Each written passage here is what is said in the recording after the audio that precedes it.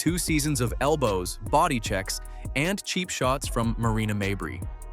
2 seasons of Caitlin Clark and Lexie Hull absorbing hits while refs swallowed their whistles. June 16th was supposed to be another one of those nights. And then the announcer said she didn't push off. Tell me how this is not an elbow and a push off. And Lexie Hull gets called for a foul. How could this possibly be a foul on Lexie Hull?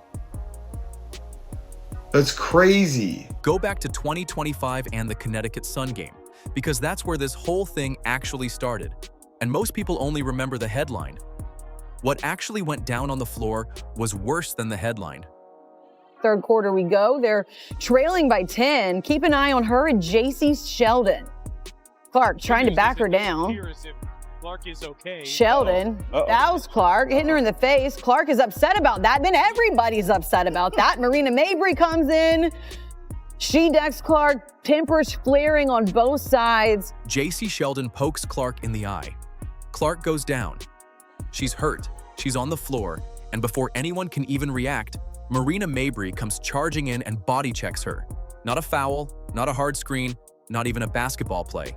A body check on a player who's already down and injured. That's what happened, and the refs let it go.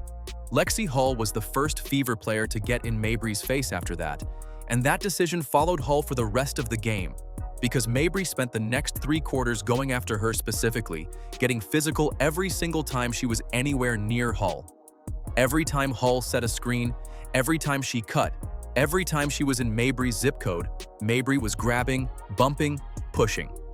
The officials swallowed their whistles through almost all of it. And that's the part that absolutely infuriated Fever fans, because you could see it happening in real time and nothing was getting called. This is where it all starts. Marina Mabrey pushes Lexie Hull. A full push. Caitlin Clark would have been called for a offensive foul and received a turnover, but not Marina Mabrey, multiple times this game. And then how does Lexie Hull get elbowed in the back on a screen and they call a foul on Lexie Hull? Now Mabrey has always played aggressive. That's not new. And aggressive isn't automatically dirty. But there's a clear line between playing hard and body checking a player who's already hurt and sitting on the floor, and Mabrey crossed it without any hesitation. One fan watching the game put it pretty bluntly. Yet everyone complains about CC, and Marina is 100 times worse. That reaction wasn't an outlier. That was the general feeling from anyone watching that game. What made the whole thing worse is that it wasn't a one-game situation. Over 2 seasons, Mabrey built up a specific pattern around Clark, using her physicality in ways that consistently didn't draw the calls they should have, and that pattern kept repeating without any real accountability.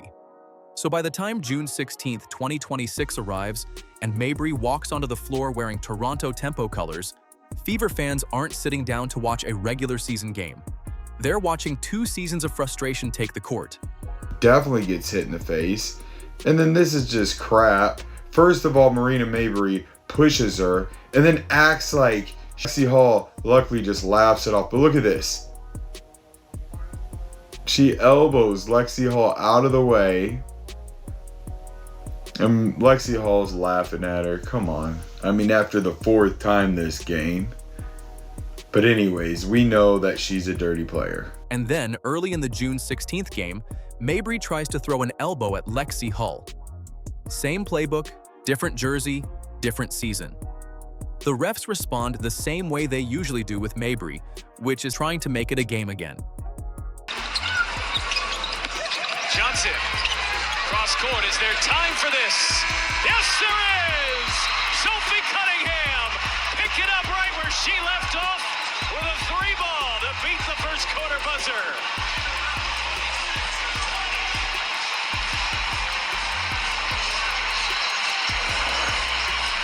I'm open! Pass me the ball! I'm hot from the other night! Bucket! No rim! All net! What makes Cunningham so hard to guard next to Clark is that she doesn't wait for the ball to find her.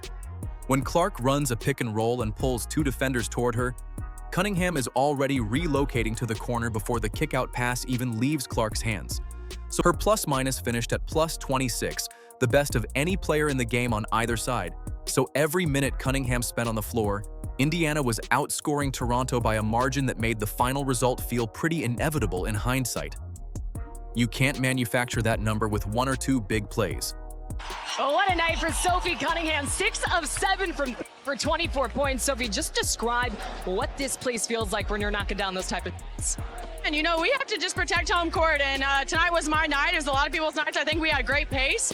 We picked up defensively, which was really nice. And when we set those high drags for C, it just opens the court for everybody. So I'm just proud of our whole team. I think we really dialed in tonight. Total control of the second half. We haven't seen much of that this season. What did it take for this team to hold that lead? That's sustained, consistent winning while she's on the court.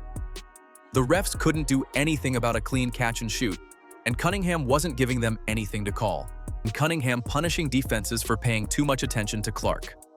When Clark draws two defenders, someone is always open, and Cunningham spent the whole night being that someone. The Fever scored 113 points, the most they've ever scored in regulation in franchise history, and a big chunk of why that number climbed that high is because every time Toronto tried to close the gap, Cunningham hit another three and stopped them cold. You said it. I think, you know, we just weren't getting it done in the first half. It was just a little sloppy with our turnovers, and we missed 11 layups in the first half, too. And so it's just a focus thing. We knew we had to come out strong. They're a really good team, and they're a second-half team as well. And so we just had to dial in, and we did our thing, and so I'm proud of us. We're growing. I think everyone can see that we're starting to grow a little bit. I have to ask about the three-point celebration. What is it, the little three to the head? I mean, when did that start? You know, I don't know. I think I got to give a little shout out to J-Dub from the Thunders. He was starting it, and so I was like, I like that. That's my guy. And so we'll get creative with our three celebrations, but I got to make them first. So, like, I need to dial in on my shot. So we'll see what happens. Well, for right now, it's working. Congrats, Sophie. Thank you. I appreciate it. Clark went 5 for 15 from the field and 1 for 8 from 3. And if those are the only numbers you looked at, you'd think she had a rough night. She didn't. 14 assists, a season high, and 21 points in 32 minutes. So she was scoring, and the 20-point, 10-assist game doesn't happen much in this league, and Clark now owns more of them than any player ever. That record doesn't get nearly enough attention because it's not a single flashy number you can put on a graphic, but it tells you something real about what she does every time she steps on the floor. This is a nice pocket pass right there, down the lane line by Billings. Great read. Here's Mitchell, feed inside for Boston, who muscles her way in, draws the foul, and one. Aaliyah Boston dropped 18 points and 11 rebounds for her second straight double-double. And the Fever's front court, which looked like a real weakness earlier in the season, is forcing opposing coaches to specifically account for Boston every single game now. Cumming, Clark, and Cunningham get the headlines, and they earned them.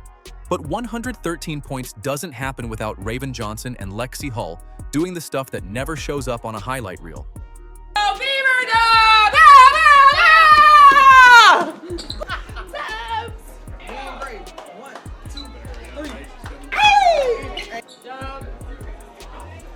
Shout out to girls, another dub.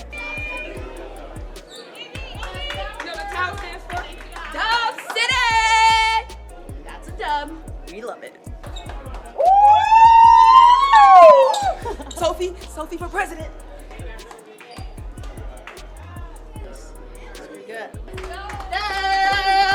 And then with Caitlin, she didn't shoot that great tonight, but what did you think of the overall floor game and her ability to still affect the game positively with 14 assists and just setting the table? I thought it was really good. She did a great job of finding her teammates. Again, her pace. You can tell she's got her burst back. She does a good job of forcing the action in the ball screen and really creates 2-on-1 opportunities. And so then she does a good job. I thought tonight, the way she got the ball out on time was really good, and it set her teammates up for great shots. Stephanie White doesn't usually show much emotion in press conferences, so when she came in after this one and got specific about what Clark was doing to Toronto's defense, it was not a media-trained deflection. That's just how Clark actually thinks about the game. Sophie, did you change your routine before the last couple of games or anything? What do you think? Who's talking? Over here. Oh my gosh, I'm so sorry. Sorry. Say what? Okay. Do you change your routine the last couple of games or something? What do you feel like is going into your hot run of shooting here? It's called a PRP shot in the elbow. No, I do think that just having a little bit of struggle with my elbow, but really did get that fixed, and now I'm starting to stay in my shot a little bit. But also, I think our team's just starting to catch a little bit of rhythm. We're seeing what works. We're sharing the ball. Defensively is allowing us really good offensive runs, and so I don't think it's just me. I think it's our team as a whole. Cunningham's postgame was more direct. She knew she was hot, she knew the shots were dropping, and she talked about trusting her preparation and trusting Clark to put the ball in the right spots. 6 of 7 from 3 doesn't happen by accident, and Cunningham wasn't pretending otherwise. She put in the work, Clark found her in rhythm, and the rest took care of itself. Watch the Fever players coming off that floor, and you'll notice something. They weren't relieved. There's a real difference between a team that escapes with a win and feels like they survived something, and a team that finishes a game feeling like they've figured out who they are, and Indiana looked like the second one. Laughing, loose, genuinely happy, not the body language of a team grinding through a tough stretch. You just touched on it with the defense into offense, but this is the most points you guys have ever scored in a non-overtime game. What did you feel offensively was working so well today? Our defense. I think our pace was key tonight. Defensively, there was great communication. We followed our scout, and when we didn't, we had great communication of how to get it back. And so I really do think we kept them one and done for the most part, and we got to run in transition. And so I think when Kelsey's getting the ball, when CAB is getting the ball, it opens up for everyone else, and hopefully we can continue this.